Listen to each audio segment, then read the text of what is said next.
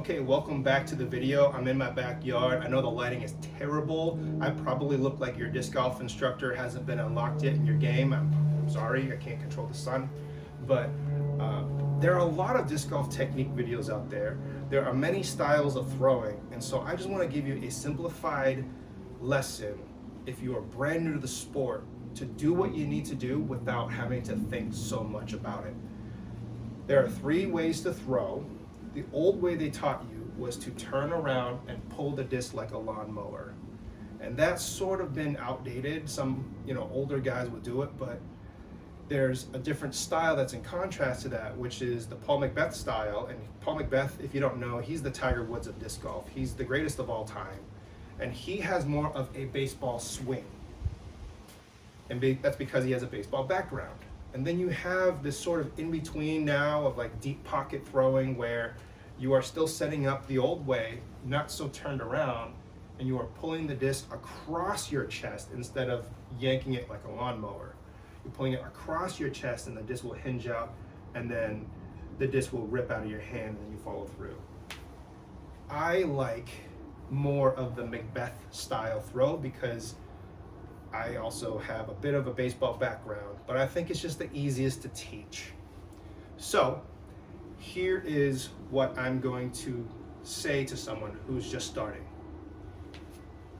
Do a pirouette figure skater style where you're spinning on your heel, okay? So if I told you to stand here and I want you to spin around and do a 360, you're probably gonna do something like this. And that's pretty much a disc golf throw. I'll break it down again. Spin. You're going to use your arms here to generate momentum this way. You're going to use this foot to push your body this way. You're going to straighten this leg and rotate on your heel and keep your arms in order to make the full spin. Okay, you've done all the little intricacies that a lot of disc golf teachers on YouTube argue about. How do I take that and then make it a disc golf throw? Well, if I'm doing this and spinning with that narrow of a base, I'm going to tell you then to step out. Okay, now do the spin. Okay, now you see that the full spin became more of a half spin, right? Because now your base is wider and your hips are rotating into itself. This back leg is still pushing this way to make the spin, but now your hips are more locked. And because you're used to now spinning on a straight leg, this is your brace leg, this is your drive leg, your arms are in tight and the disc will just fly out. And then the last change I would make for that is then, because you're before rotating like this, to now put your back hand, your non-throwing hand, down by your side, like this. Okay? So, you now have done the disc golf throw. All you have to do is hold on to the disc. So I'm gonna sync up my tech disc. It's gonna tell you how hard I'm throwing, and I'll share with you how fast I'm throwing in real time.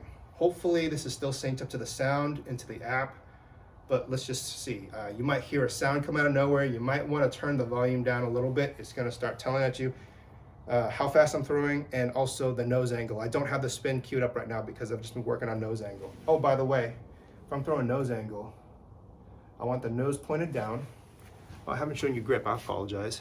Put the disc in your hand. You see kind of this little gap here in the flesh of my teeth. I like to put that there. I like to put the disc towards my middle finger and then wrap all of my fingers underneath. Thumb on top down for pressure. And then the fingers are pulling into the rim instead of the flight plate. And that's called a power grip. Scott Stokely will tell you it's called a power grip because they had to name it something. It's not necessarily more powerful than a fan grip where you're grabbing the disc on the flight plate. It just depends on someone's hand size. I like to use the fingers in the rim disc grip because I want to feel that violent rip out of the disc. When I'm throwing a disc golf disc, I am not opening my hand to release the disc. I'm grabbing onto it. I'm even pinching my fingers in a little bit tighter to impart all of that momentum into the disc. That's probably a little too high level now. I'm just gonna show you my throwing here with the X step, which is something I haven't taught you yet, but using that pirouette style throw.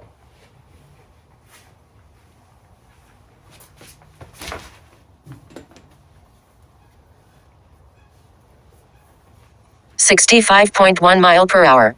6.1 degrees nose up. Right, 65.1 miles an hour right into the net, right, and without a warm up. So, I mean, there's validity to this. I'm here, I'm stepping in, and I'm just trying to do a pirouette by making my body small here. I'm driving my back foot into I'm driving my legs into each other, and I'm just trying to do a pirouette. And because I'm stepping out farther, I don't have that same kind of anatomy to like this acts more like a stop when I'm trying to pirouette through as opposed to, right? So that's it. That's as simple as I can make a backhand to be. Hopefully this is helpful to you. The next video I'll make is how to throw a sidearm. And yeah, thank you guys so much for watching. Please like, share, and subscribe. I'll see you in the next one.